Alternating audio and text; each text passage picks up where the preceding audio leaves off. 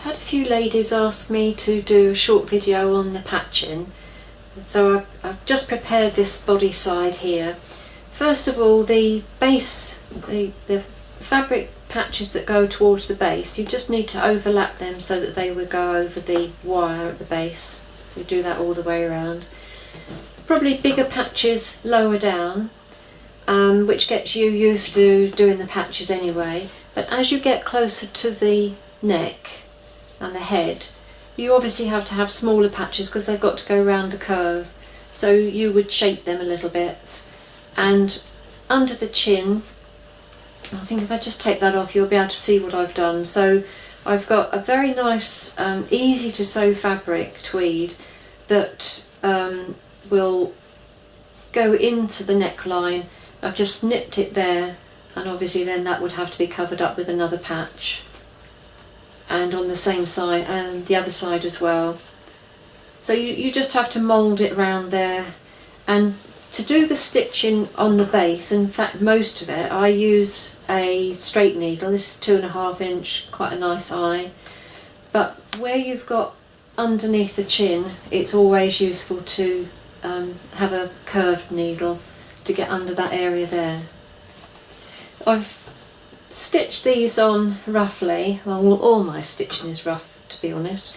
This bit here I've used a embroidery thread, which is that colour, so that blends in almost too well, I think. This one I've used an upholstery sewing thread, which is too fine, I think. And this one I've used a strand of the Hessian. And all I do is, it's a very loose weave Hessian, and I just pull a strand out and use that, which if you've got a very scrappy hair like I did with Ballinger, that's a great way and a very economical way to get your thread. It doesn't always suit though, obviously, but for something like this, if I had a better red, I'd probably use that. If not, I'm with grey. But the colour of the stitching is quite important really, and obviously maybe on different, I mean there for instance you might want to use a red, and here perhaps gold. And then I'm going to go on to the face in another short video, but I hope that helps a little bit. If you go online or onto the Instagram account, you'll see lots of pictures there. That's probably the easier way to see many at one time. That's Hendricks The Scrappy Hare on Instagram, and there's many on there, and you can look at everyone else's stitching, and I'm sure a lot of them are much better than mine.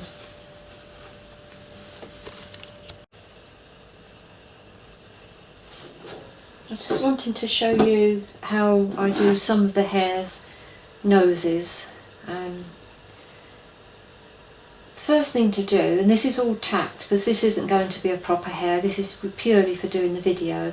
So I've got this piece of fabric coming down for the head, almost like the gusset I suppose really, and I've tacked it in place and I've left that opening.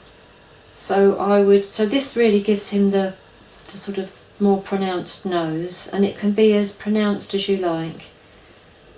And I just stuff a bit of extra stuffing underneath there, and then I'm going to tack that along so that's in place, and then later you can manipulate that a bit with a needle. If it's a bit bumpy, you can move that around a bit to spread it out and make it smoother. And that can be as big or as small as you like, or you don't even have to do it. I think if it's not got stuff in it, it tends to look like a younger one. With Ballinger I put a lot of stuff in because I wanted to make it look like an old hair.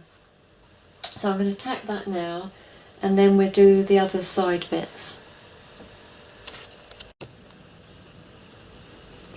So now I've tacked that bit of the top part of the nose down, and you can see it just gives a little hump there, and that could be more or less depending how much wadding you put in. And now I've tacked on two small pieces of wadding either side. I don't have this hessian is really quite stiff to go round there. So what I'm going to do is to put an easy piece of fabric on there. I'm going to tack that in place and then cover it with this looser hessian. So you don't need to do that. If you've got a suitable fabric that you can put on there that's easy to sew through, you could just go straight over top of it. But I want a bit more of a contrast than that, so this wouldn't be too bad either, but I'd like a lighter colour. So I'm going to tack this bit over top of the wadding like that, so tack it all the way around. Make sure that it extends quite a bit because you're going to trim that off eventually. So I'll just do that now.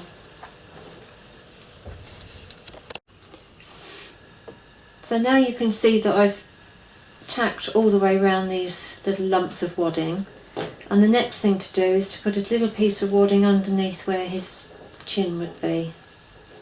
So pop that in there and do a couple of tacking stitches along there underneath.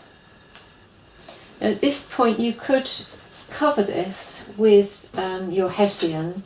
I found this one is too stiff. It doesn't look very. That's okay if you're going to do just a circular nose. That's fine for it.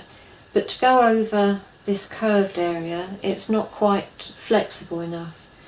I've got this one as well, which might do it.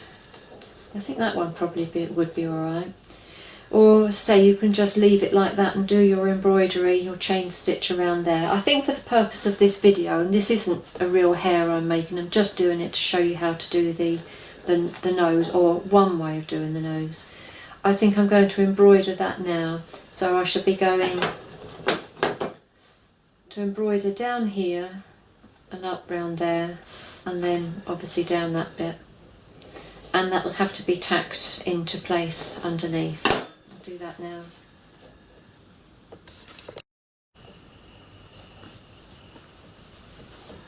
So this shows you just where I've done the chain stitch to denote his nose, and then down under his chin.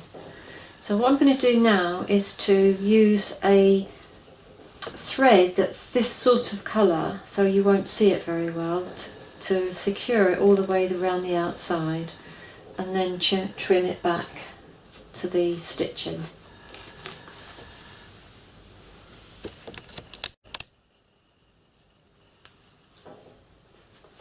So now you can see I've gone all the way around the outside. There's still some tacking stitches in there, but the colour match was really quite good. And up to this side. So now I can trim back the fabric to the edge of my stitching and see what it looks like.